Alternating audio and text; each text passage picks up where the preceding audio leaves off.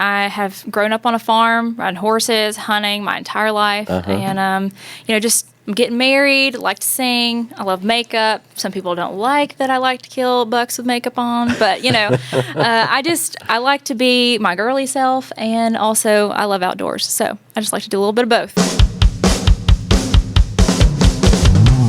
The award-winning Tennessee WildCast is on the air with the latest on hunting, fishing, boating, wildlife watching, and all things outdoors. Make welcome your host, drummer and outdoor expert novice, Jason Harmon. All right. Hello, everybody, and welcome to this edition of Tennessee WildCast. Hey, we're glad you're tuning in. Thanks for watching. We're going to have an exciting show for you today. Don King is helping me co-host once again. Yes, sir, Jason. Thanks for the invite. I appreciate it. Shuffling the cards around the poker table here. Yeah, that's right. And we're dealing in Katie Van Slyke. She's with us today. If you don't know her, I'm surprised because she's all over Instagram. Exactly. And has 335 followers.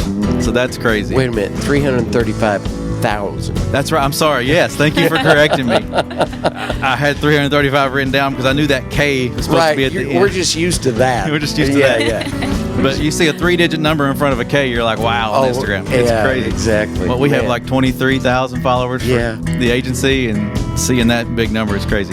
So anyway, we're glad you're here. Well, thank you for inviting me. I'm really excited to sit here and talk with y'all. Yeah. So she's an outdoorsman. She loves to ride horses. She's a social media influencer. Loves to sing. So we're going to hit on all these topics today. That's great. That's great. Well-rounded. Yeah. And she's from right here in Nolensville, Tennessee, just down the road from the office. So about 15 minutes from here. So that's great. Very convenient. It was nice getting here and not having to leave an hour early. So right, yeah. So I noticed you were on social last night saying, I'm going to be on WildCast. We appreciate the plug. And, I had like a face mask on and everything. I was like, they're going to see me in person. Got to look good. Yeah, she's not afraid to be out in front of the camera, makeup or no makeup, right? Yeah, try to be as authentic as possible. So yeah, it's awesome. Well, tell us about yourself. Where can folks find you? And then just a little bit of background. Then we'll get into some of the outdoors and other things. Yeah, so I live in Nolensville, as you said, and I have grown up on a farm, riding horses, hunting my entire life. And, just getting married, like to sing. I love makeup. Some people don't like that I like to kill bucks with makeup on. But, I like to be my girly self. And also, I love outdoors. So I just like to do a little bit of both. Yeah, it's nothing wrong with working those two things together.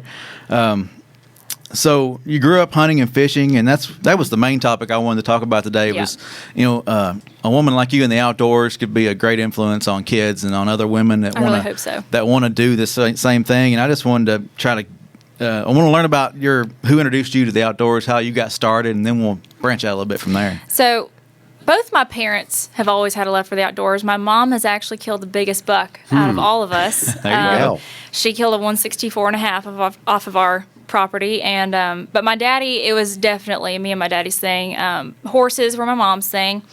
They actually met barrel racing, but he kind of went more into the hunting direction with me. So I can remember being 3 years old in a ground blind with my dad, and he'd fake pretend to sleep and let me watch. And I've watched him kill turkeys and deer and go fishing with him, and that's just been my whole life. That was our thing. Yeah, that's cool. So. And you're no stranger to the woods. We'll show some photos while we're talking, but and make sure you go listen. If you're listening, make sure you go watch. Yeah. This is a good show to tune in. But you're no stranger to the woods now. You're out there by yourself and with your fiance now. Yes. And I'm sure you still hunt with your dad some. We don't get to hunt together as much as we would like to. He killed a buck this year for the first time in 6 years, I think. Okay. He's just more into his cows and stuff these days. He goes and kills a doe and everything, but he's really picky with his bucks. So this year he decided to do one on Thanksgiving. But it's definitely by myself or with Jonathan, my fiance, these days. Neat. Cool. Mm-hmm. Yeah.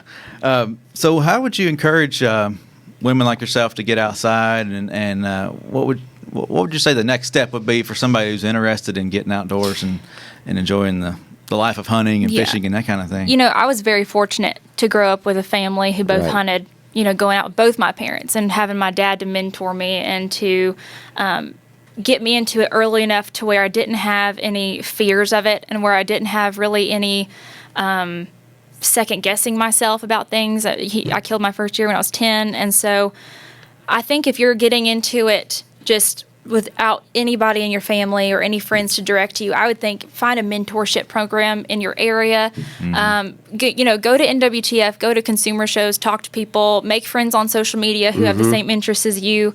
Find someone in person that will go with you, and you have someone there to physically support you in your new journey of the outdoors, because it can be a little nerve-wracking out there, especially if you don't know what to expect. So learn from multiple people. Everyone has something to give you. Even if you don't agree with everything, someone's got a little bit of knowledge they can pass on to you. So find someone that you trust and let them guide you. There are a lot of mentors that come from our Hunter Ed programs too. Gotcha. And did you take a Hunter Ed class? I did. Like in Knowlesville or so close by? I can't honestly. It was 15 years ago, so I don't honestly remember. My daddy, my mom, my nana, and me all went and did it together. Family deal. Yeah, we all went and did it together. My dad had already done it 30 years beforehand, but he decided that we all needed to go do it together, and he needed a refresher. Yeah. So Nothing wrong with that. It's a good family activity. It really is. Yeah. Yeah. But a lot of times at those gatherings, while you're taking breaks and stuff at those Hunter Ed classes, a lot of times you can connect with people at those areas. Some of the instructors too are good at picking up the mentor role and taking young hunters, or out at least there. directing you in the direction you need to go. Exactly. For sure. Yep. Yeah.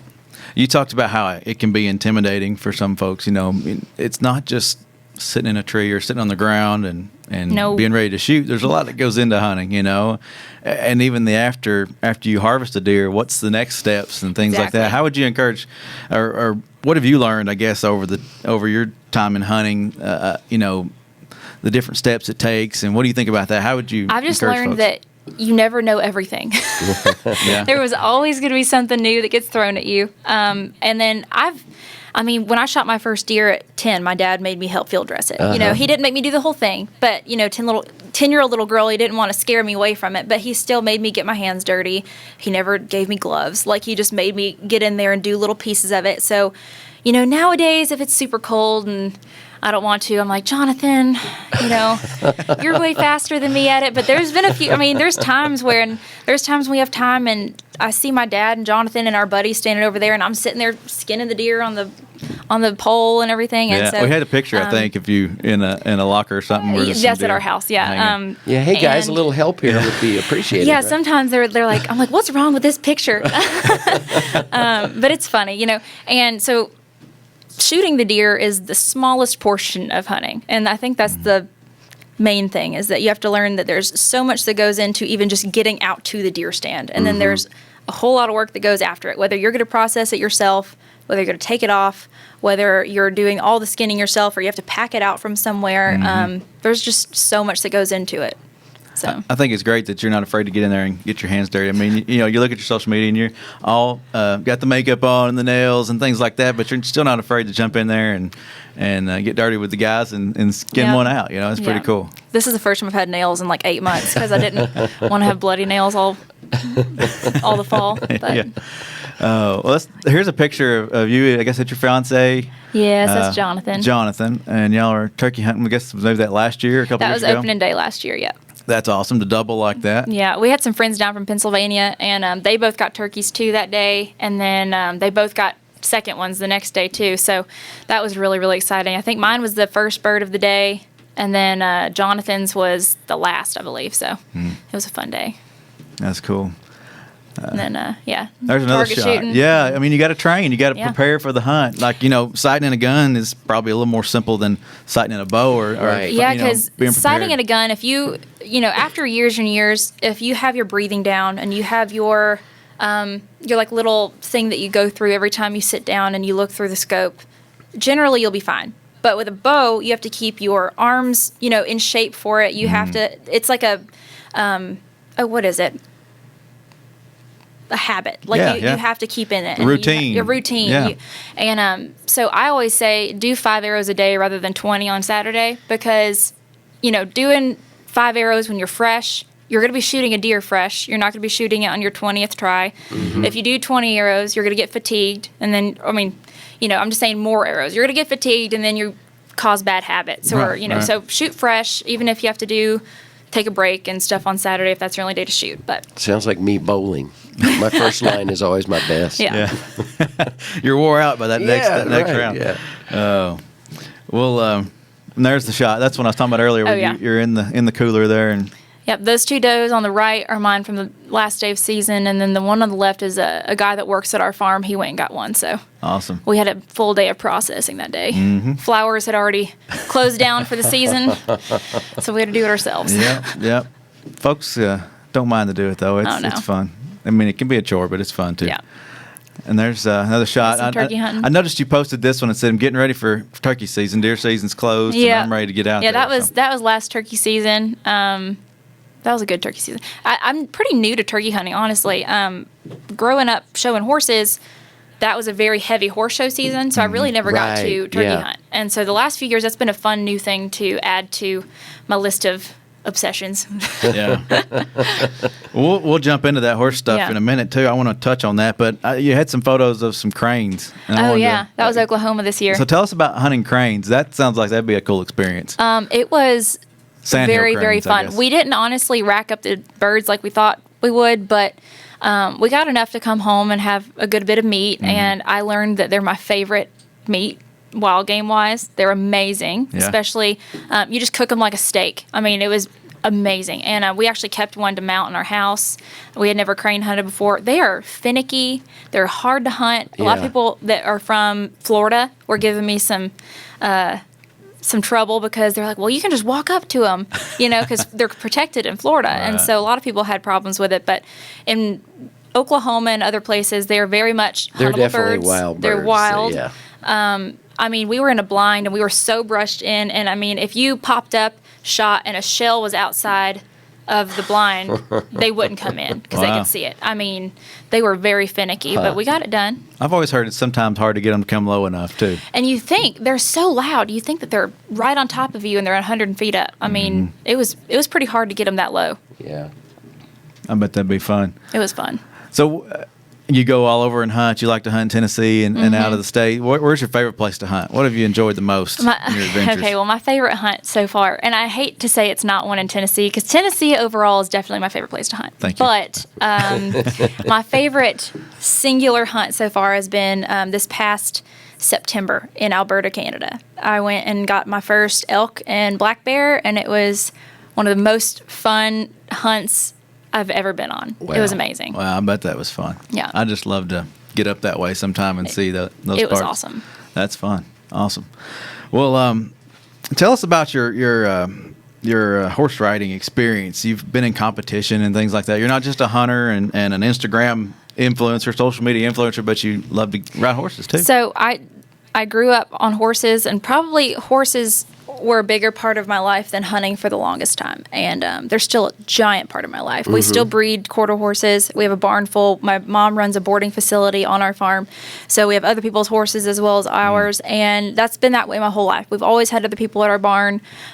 We used to have more horses than we do now, but we still have show horses. They're just young, and so we're not traveling quite as much. But I grew up showing POAs, which is a type of like Appaloosa pony, and then went into quarter horses, and then from there traveled and doing the all around, which is like Western and English events. And we would go all over the country and show for points to be nationally ranked, and we'd qualify for the World Championship show and go to the Congress, which is the largest single breed horse show in the world. And that was a very large part of my life, which, I mean, you kind of have to make that your entire life when you're on that level. So it was a very, very large part of my life for 20 years. I bet it was fun though. It's something not everybody fact, I won gets my to first do. state championship when I was 4. So I've been riding my whole life. Yeah. So it's in your blood. You can't get rid of it. You'll be doing it forever. Forever. So you like to sing a little bit. I mean, you've seen some of your Instagram videos, YouTube videos.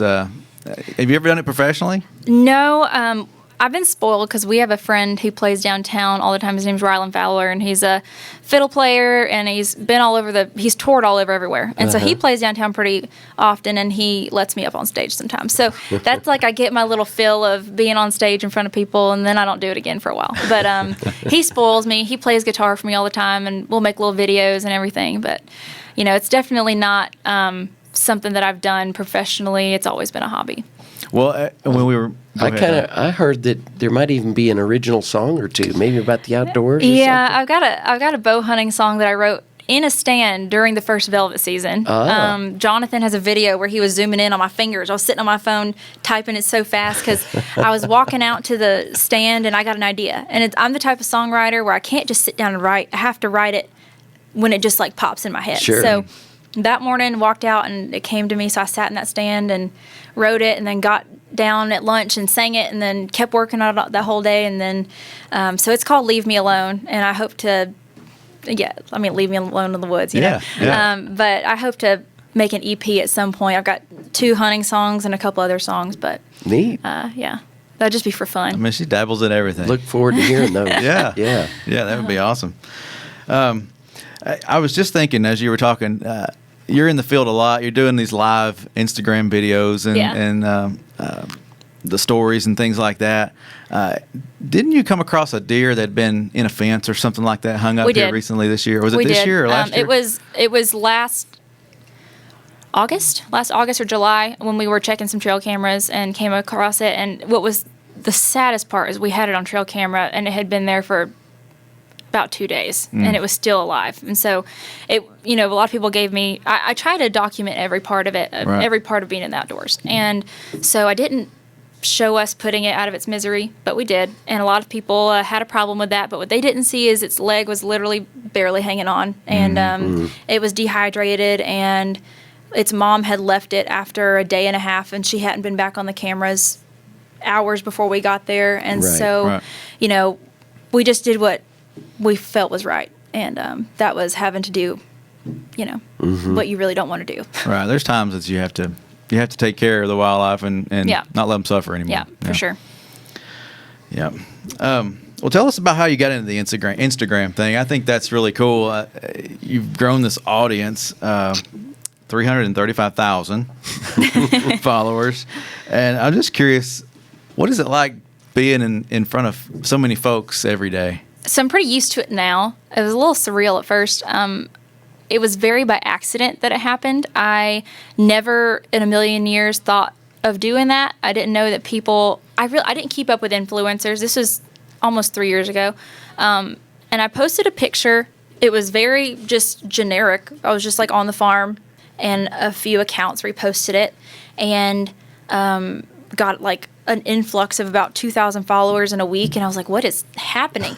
And so the next couple of pictures I posted, they kept getting reposted other places, and then that was back before Instagram had a weird algorithm, and I was on the Explore page all the time. So it gained from April 27th to my birthday, which is June 6th, I had 20,000 followers, and then from that to the end of September, I had 50, and then to mid-November, I had 100, and then the next April, I had 200, and then the next November, I had 300, and it slowed down for sure, but it very much happened very quickly. Kind of compound interest. Yeah. Just keeps doubling. It happened really, really quickly, so. And so have you found it to be a great avenue for you to share your life with folks? Do you enjoy doing that? Yeah, I love it. It took me a minute to find a balance of not being on my phone too much, of not having to document everything, of not obsessing over like having pictures out, and because at that point it gets to where at first I didn't even know what was happening, and then I got to where I was posting kind of scheduled, and so it took me a while. I've found a really good balance now where I'm not on my phone all the time. I'm not annoying everyone with having to take pictures all the time, but it's been very fun. It's a good avenue to share my faith. It's a good avenue to get women in the outdoors, to kind of take the stigma away from girls in the outdoors, because there's a lot of guys who have a problem with it for some reason. So there's a lot of guys who are so supportive, who a lot of dads I get messages from saying, thank you, my little girl wants to go hunting with me now. And that warms my heart. It makes all the hate comments worth it. But there's a lot of guys who, if you have a slightest bit of makeup on, if you do anything that they deem as not right, they are going to let you know it, and they are not going to be the nicest about it. So that's tough sometimes, but the girls who message me, the dads who message me, the people who let me know that I was the one who made them go buy a bow, or that's great. It makes it worth it. Yeah, 100%. I think that's awesome. And then you're at these shows and talking probably with these kids. The parents are bringing the kids through and things like that. That's cool too. You were at the ATA show here recently. And 2 years ago, I had a dad chase me down with his daughter on FaceTime, and she was in school, and she left her classroom to like talk to me for a minute. It was so cute, but yeah, it's great.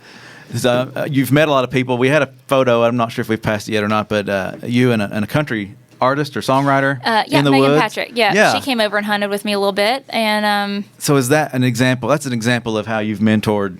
And she had hunted before, and she had killed a buck before, but she had never killed a deer in Tennessee, and I think that was her first doe. So we went out and got her a couple does. I have one stand that's like the doe mecca, and if someone wants to go get their first doe, that's just where you go.